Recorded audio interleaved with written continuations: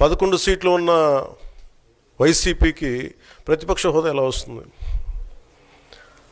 మేము వస్తే తప్ప మేము అసెంబ్లీకి రాము, ఇలా గవర్నర్ ప్రసంగాలను అడ్డుకుంటాం అనేది ఇది సరైనది కాదు. ఇది ప్రజలందరికీ కూడా తెలియచేస్తున్నాం ఈ సందర్భంలో. అందుకని ఇది భవిష్యత్తులో కూడా మేము కోరుకునేది వైసీపీ నాయకుల్ని, మీకు ప్రతిపక్ష హోదా ఇవ్వకపోయినా ప్రజలు మీకు 11 సీట్లు ఇచ్చారు, దాన్ని గౌరవించి మీరు అసెంబ్లీకి రండి. మీ స్థాయికి తగ్గట్టుగా మీకు మీకు ఎన్ని ప్రశ్నలు అడగాలో దాన్ని తగ్గట్టుగా ఇస్తారు మీకు. ఇవన్నీ దాటి మన స్పీకర్ గారు కూడా చాలా గౌరవంగా వాళ్ళు 11 సీట్లు వచ్చినప్పటికీ కూడా చాలా గౌరవంతో ఇంతకాలం వాళ్ళకి ఇస్తూ వచ్చారు. ప్రశ్నోత్తరాల సమయంలో కూడా ఆయనకి ఇచ్చారు. గతంలో కూడా ఇవన్నీ ఆయన రావడానికి కూడా ఆయన ఎలా రావాలి, ఏం చేయాలి, దానికి కూడా చాలా ఏమాత్రం ఇబ్బంది పెట్టకుండా గతంలో కూడా చేశారు. ఫస్ట్ మీరు మనకి గవర్నమెంట్ ఫామ్ అయిన తర్వాత కూడా వీటిని దృష్టిలో పెట్టుకొని వైసీపీ కొంచెం హుందాగా వ్యవహరించాల్సిన అవసరం ఉంది. వైసీపీ నాయకులకు కూడా మీకు బాధ్యత ఉంది.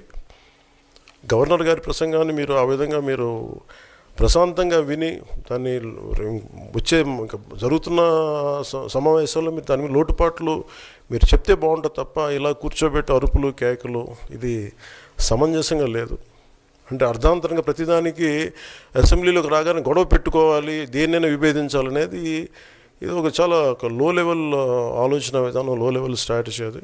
ప్లీజ్ మీరు అప్గ్రేడ్ అవ్వండి, మీరు అప్లిఫ్ట్ చేసుకొని మీరు కూర్చోబెట్టి డెమోక్రటిక్ ప్రాసెస్కి గౌరవం ఇవ్వండి. మనస్ఫూర్తిగా వైసీపీ నాయకులకి ఇది నా విన్నపం, నా విజ్ఞాపన. This what I would like to say. And నిజంగా కావాలి అంటే మీరు ఈ 5 సంవత్సరాల్లో మీరు ప్రతిపక్ష హోదా మీకు రాదు, అది మీరు మెంటల్గా ప్రిపేర్ అయిపోండి.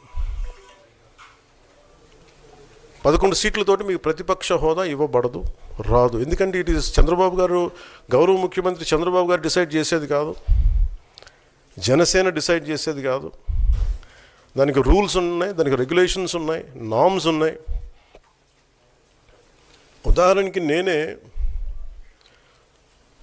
మన కేంద్ర ప్రభుత్వం ఫార్మేషన్కి మేము వెళ్ళినప్పుడు పార్లమెంటరీ లీడర్ని మనం కూర్చున్నప్పుడు ఎన్డీఏ పక్ష నాయకుడు ఎన్నుకోవాలనుకున్నప్పుడు నేను నాయకుల స్థాయిలో నేను కూర్చున్నాను. అదే నేను ఇక్కడ మంత్రిగా ప్రమాణ స్వీకారం చేసేటప్పటికి నన్ను ప్రధానమంత్రి గారి పక్కన నన్ను కూర్చోబెట్టలా.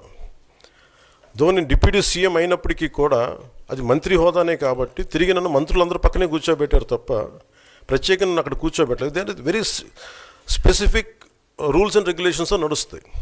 ఉదాహరణకి పొద్దున కూడా స్పీకర్ గారు ఎదురొస్తే నేను అసెంబ్లీలోకి అడుగు పెడతా ఉంటే స్పీకర్ గారు ఎదురొచ్చారు. మనకి వచ్చి ఆయనతో పాటు రండి అని వెళ్తుంటే ముందుకు తీసుకెళ్తుంటే నాకు అనిపించింది, సార్ ఇది డిప్యూటీ సీఎంకి ప్రోటోకాల్ ఉండదు, ఓన్లీ ముఖ్యమంత్రి గారు, స్పీకర్, మనకు కౌన్సిల్లో ఉండే చైర్మన్ ఆయనే మీరు చేయాల్సింది తప్ప ఇది మేము ఉండేది కాదని చెప్పి నేనే వెళ్ళిపోయాను. ఎందుకంటే మేమే ప్రోటోకాల్స్ బ్రేక్ ఎందుకు చేయమంటే మాకు లేని ప్రోటోకాల్ మేము అడగం. అలాగే వైసీపీ నాయకత్వం కూడా గుర్తించాల్సింది, ఇది మీకు హోదా ఇవ్వబడదు. ఇది చంద్రబాబు గారు ఆప్ చేస్తేనే కాదు, ఇది ఎవరు ఆప్ చేసింది కాదు, మీకు ప్రజలు మీకు ఇవ్వలేదు. మీకు అది మీరు దృష్టిలో పెట్టుకొని మీరు ప్రవర్తించాల్సింది మనస్ఫూర్తిగా నేను వారిని కోరుకున్నాను. అంతేగాని వారిని ఎక్కడ అవమానం పరచాలని కానీ వారిని తగ్గించాలని కానీ లేదు. 175 సీట్లు కేవలం 11 సీట్లు ఇచ్చారు వాళ్ళకి. ఆ దృష్టిలో పెట్టుకొని ప్రవర్తించవలసిందిగా మనస్ఫూర్తిగా వారికి కోరుకుంటూ మీకు తెలియజేసుకున్నాం. Thank you.